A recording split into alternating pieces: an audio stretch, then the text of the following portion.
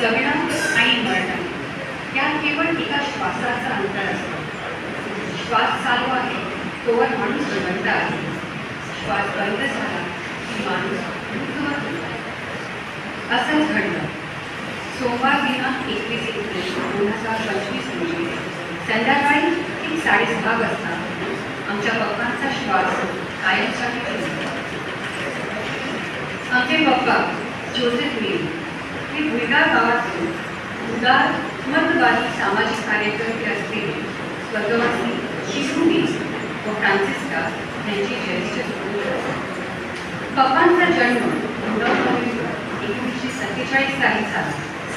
त्यांचे बालपण भुईगावातील मातीत घडले. आपल्या गावकरी मित्रांसोबत उंडाळणे, खेळणे, समुद्रात पोहणे, आंबे चिंच या सर्वांचा त्यांनी आस्वाद घेतला होता.